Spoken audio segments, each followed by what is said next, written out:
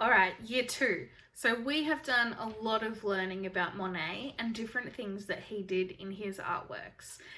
And this week we're going to smush it all together, hopefully. So we're going to start by quickly just recapping, going through again all of the things that Monet used to do in his artwork. So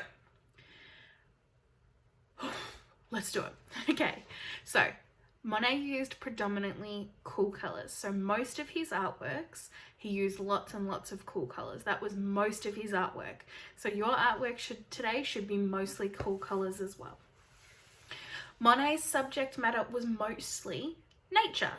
So he was mostly inspired by the things outside that were around him, especially his little Japanese garden in his backyard as well. So your subject matter today should be nature as well. Could be a garden, could be a farm, up to you. Could be a forest. It's up to you how you include nature, but so far we need to include cool colours, and your subject matter, what your picture is of, should be nature. Then we also talked about stippling.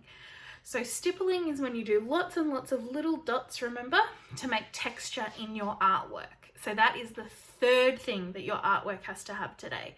It needs to have cool colours, your subject matter needs to be nature, and you need to include stippling. Then the lucky last thing that you need to include is a wash.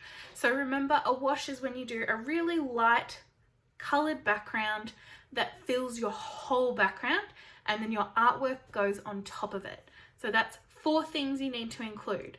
Mostly cool colours, your subject matter should be nature, you need to include stippling, and you need to try and include a wash in your background.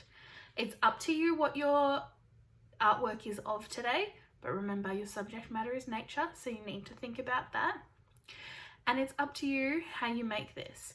So you could include lilies if you wanted to. We've talked a lot about them. You could include a forest, you can include a backyard, you could include fruit and veggies. All of those things are nature. But just remember, I want you to try and include all of those things we've talked about when we've been looking at Monet.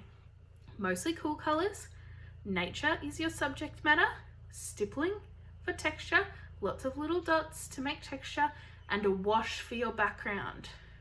Light, thin colours in the background. I think you can do it. All right, good luck. I can't wait to see what you make.